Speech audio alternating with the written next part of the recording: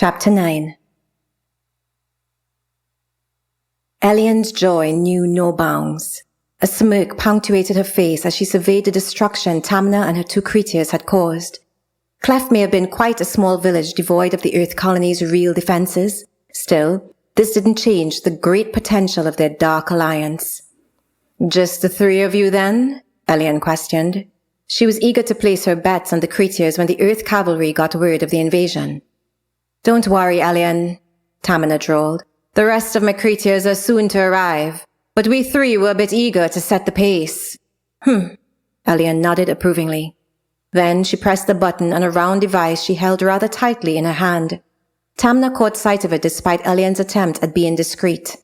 Her sly smile sent a shudder through the High Priestess. Elian knew Tamina and her creatures could just as easily turn on the sky and inflict no end of pain on them all.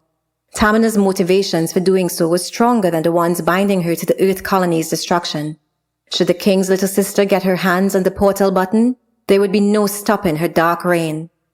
Elian chose to quickly remind her of their agreement. "I do look forward to delivering Vlad and that fake Tamina to you, along with any number of the royals you'd like. It is our arrangement, after all, is it not? All the revenge you seek in exchange for this?" Elian casually swung her arm towards the piles of bodies. "You were quite the unexpected find a few days ago. If I didn't know better, I would say it was almost divine." Tamina finally released her fixation on the button, staring eerily at Elian. "Almost, but not quite. We've been watching your progress over the years. We made ourselves known to you because it was time, and it was clear you needed us. And not because Vlad's been up there parading his new and improved version of you." Elian focused further on Tamina's elusive intentions. "Your timing was in no way triggered by that." "Make no mistake," Tamina spat. "I will exact my revenge on my brother when I'm ready. I've waited a long time for this, so the mere days remaining are only seconds to me. However, the weaponry you hope to use to destroy the Earth colonies would have destabilized the very foundations of the sky. You may have advanced in your technological understanding, but you have so much left to learn." Elian stiffened as the portal finally reappeared. "You know, you have yet to tell me how exactly you've been observing our advances. There is no technology even among the royals that can access that kind of information you hold." As Elian backed her body towards the portal, training her eyes on the creatures lurking nearby, Tamina smiled once again. "Oh, Elian, why on earth would I reveal that to you? Our arrangement is one built on delivery, not trust." Elian nodded, responded. "And we cannot wait to deliver Vlad to you upon the complete destruction of the Earth Culls." Then, glancing behind Tamina, she motioned, "Oh, it looks like you might have missed one." A teenage girl had come out of hiding and was fleeing in the direction of the nearest village. Tamina didn't even turn around. Instead, she smirked. "We missed nothing. Her role is to alarm the Earth Culls that death has become their fate." Licking her lips as the portal closed, she added, "Plus, my creatures told me that humans will be so much tastier when they're seasoned longer in fare. I can't wait." Vlad stared out into the clouds. He marveled at how they took on many shapes, orienting with the winds and never attached to a single form. Their ease of adapting had been a consistent reminder throughout Vlad's life. He knew being fluid and responsive to changes was crucial to any strategy. Yet, this change was beyond his scope. Legis' newfound knowledge and resulting request to protect his wife had been a surprisingly honorable reaction. Legis did not know of Jada's connection to Jeanelle or anything else. Still, it was now reasonable to assume that he would have the capacity to forgive her deceit. This meant that Vlad's chances with Jada were threatened. Vlad was fully aware that a significant part of their bond was the secret they shared. Would their attraction still be powerful if Legis also partook in the secret? Vlad could only see them growing closer. "Oh my goddess, are you even listening to me?" Zora's reprimanding voice cut through his musings. "Yes, I heard you," Vlad huffed. "I swear, you are more demanding than Tamina ever was." "Oh really?" Zora retorted. "Then, what did I just say?" Vlad tried to will himself to hold on to a single word of hers that had meandered behind his thoughts. Instead, like clouds, one could not be caught. Zora cleared her throat as he stared sheepishly at her. She gave him a few more seconds while gulping down her morning juice. Then, she banged the empty glass down on the table and snapped, "I asked what our plan was to follow this Toma priest to find the city. Focus, Vlad." Jeanelle gave us this one assignment, and it may be the key to it all. Right, that, Vlad responded. I haven't thought of anything yet. Zora narrowed her eyes as she considered him. She sighed. It was evident that Vlad was not entirely himself this morning, but she couldn't tell why. What's going on with you? Zora pressed. Does this have something to do with your sister? Did you get to see her when you portaled back to Ego? Vlad jerked at the mention of Tamina. He quickly brushed off the subject. No, Tamina's fine. Is this about what Legis knows? He doesn't know of Jada's abilities, none of ours, or even that I'm Zora. For the most part, our secrets are still safe. Plus, he's positioned himself as quite the ally. But, Vlad mused, if he could access that information about the Order so quickly, it is only a matter of time before he discovers the rest. I wonder if it may be in Jada's best interest to let him know of her connection and what Jeanelle has requested of her. You know, that she frees the city, together, with us. Zora considered Vlad with a tilted head. After Legis had left with Jada and Milo the day before, he'd informed her of all Legis knew. Zora wasn't a fan of Legis or anyone in the forces, but she was impressed by Legis's request to exclude Jada from the dangers and realities of the mission. If anything, Legis had voiced her own concerns about Jada before Zora even had a chance to express them. Jada was soft, sweet, and kind. In Zora's world and all she'd experienced in the Earth colonies, those qualities were weaknesses. Jada didn't know of the harshness of the world and the demands it placed upon those willing to fight for what was right. Zora often worried about how she would survive if she were discovered. The thought of Jada being safely at home instead was a comfort. The only reason she'd never insisted upon it was because of Jael's instruction. Despite all of this, Zora knew that Vlad's worry was a bit different. Jada telling Legis the whole truth could cause only one of two things. Either Legis accepted it, bringing them closer together, or it would be too much for him and the truth would be their demise. Vlad seemed willing to roll the dice on Jada revealing everything, but it was likely because it was the only way to justify to Legis why Jada had to remain involved. Knowing it was Jael's will could assuage Legis's fears. At the end of the day, none of this is our choice, Zora finally responded. It's Jada's. Jada and Legis sat across from each other on the Skyview balcony. The place was quiet as Milo had gone to the Order to submit her report, and they'd asked the servants for their privacy. It was the first time being alone to talk in what felt like far too long. The nights didn't count for either of them, as they often giddily sacrificed chatter for the softest of touches. Last night had been different. After returning from the palace, Legis couldn't wait to whisk Jada to their room. She could hardly get in a word before he'd rip the dress off her in heated passion. They made love in a way they never had before. His eyes burned for her as if seeing her darkened beauty for the first time, consuming every inch of her body with an unquenchable thirst. When it was over, he pulled her into him and traced her neck, shoulder, and arm with hungry fingers. As he reached her hips, his ecstasy engorged him again, much to Jada's delight. Their frenzy persisted until the early sun kissed their sweat. It was only then they'd melted into the bed, exhausted by their love. The day had crawled into an early afternoon bustle before they'd finally found their sensibility again. Just as Jada was about to push off the bed, Legis grabbed her from behind. He held her in sensual possession, growling, "You will tell me everything, and I will surrender to your truth. I am yours, but you must also be mine. All of you must be mine." Then, biting her on the edge of her ear, he whispered, "I want the truth of you. Don't deny me this love." Every pore on Jada's body had immediately raised to his words. Then her heart raced right into his arms again. When they'd finally uncoiled themselves to bathe, they promised each other a truth as wide and unending as their balcony's horizon. It was there they now sat. Unable to keep their hands off each other, they'd agreed to sit on opposite sides until they could speak of everything they'd hidden. Jada felt the fear of what she was about to say surge through her. Yet, she also felt the excitement of what she and Legis could share. This was a dream Jada had longed to have but always convinced herself would never happen. She'd held back so much of herself from him. Now he wanted her all. She took the deepest breath and began. I can hear Jael. She speaks to me, always has. I've had to hide it because, well, you know why." Legis's eyes widened with panic.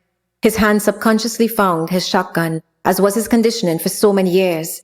Catching himself as soon as the tears came to Jada's eyes, he rushed forward and embraced her. "I don't understand," he eventually said. "It feels like everything I've ever believed in and fought for. They've all been lies." Jada knew how much being the commander of the forces meant to Legis. She knew it wasn't just about the position or status. Legis believed that he was defending Jeanelle herself through his work.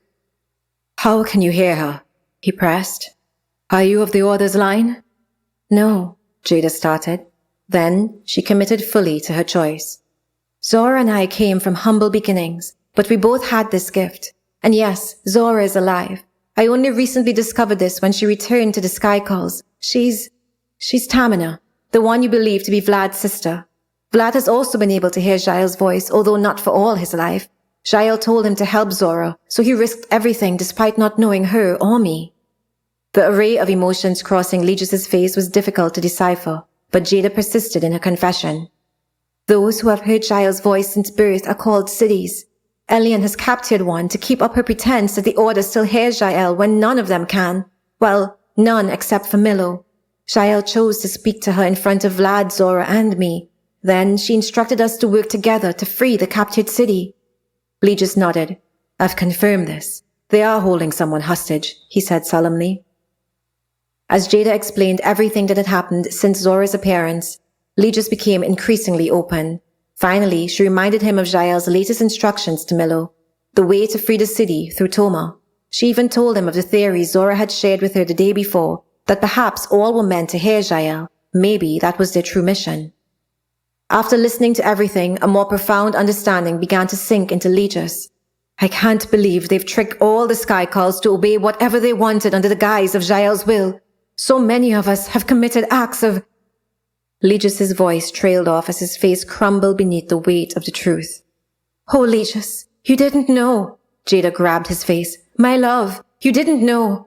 Despite the veracity of her words, Legis's actions broke him. He cried into her as the shock wore off and allowed every murder he'd committed to take center stage. He did his best to gather himself as quickly as he'd lost control, but he couldn't seem to stop the tears from flowing. Embarrassed, he muttered, "I'm sorry," to Jada's shaking head. "You have nothing to be sorry for." Jada's voice grew enraged. "Legis, it is the Order that must pay. I know you fear for my safety, but I fear for our world. I want to obey Jael and stay on this mission, but I want us to do this together." Legis never felt more in love than he had at that moment. The fire radiating off Jada was more than his heart could contain. He would give his life for her. He would follow her to the ends of the earth and sky. His wife was Jael's servant, and so he would be hers. He held her hands and looked into her eyes. Together.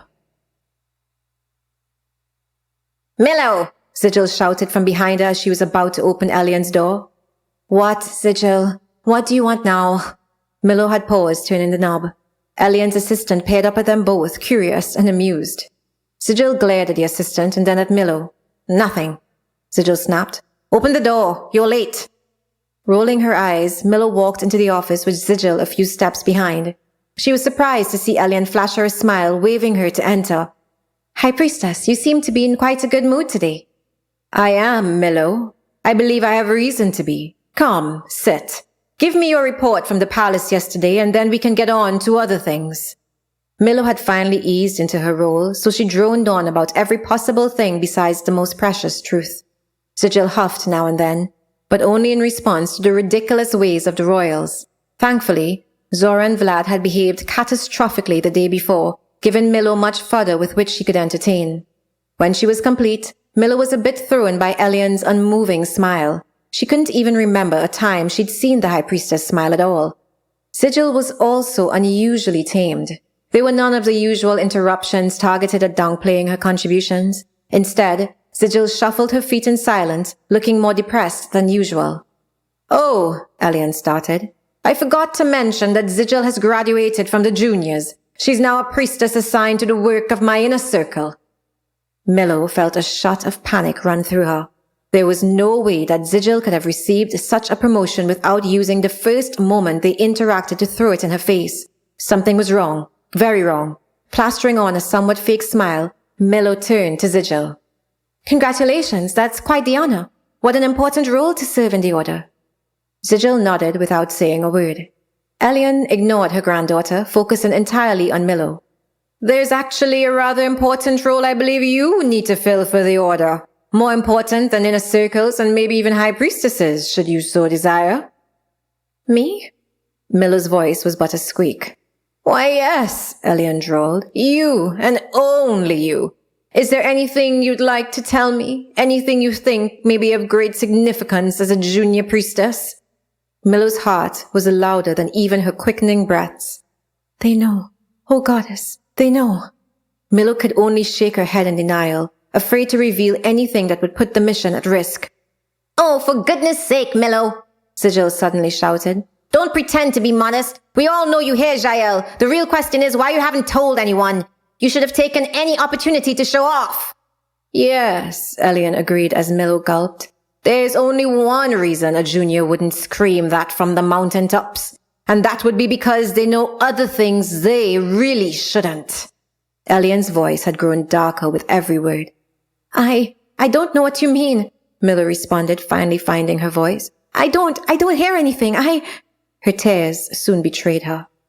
Oh, there, don't cry, little one, Elian jeered. You are now of so much value to the Order should you choose to cooperate. We don't need much. In fact, it's no different to what you're already doing. We just need you to keep us informed on everything, especially when Jeanelle speaks. We want to know what she says and what you think she means at all times. It would help us remain aligned, you see. Millow felt a wave of anger rising within her.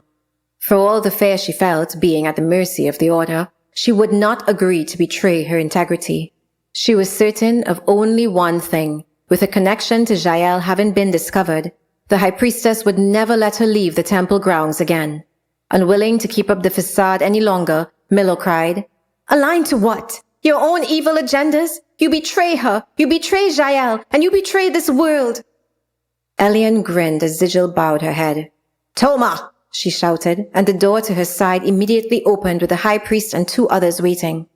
It appears our junior priestess thinks she has the spirit to resist cooperation. Perhaps she needs a good dose of what life would be like if she were to continue with that choice. Escort her to the dungeons!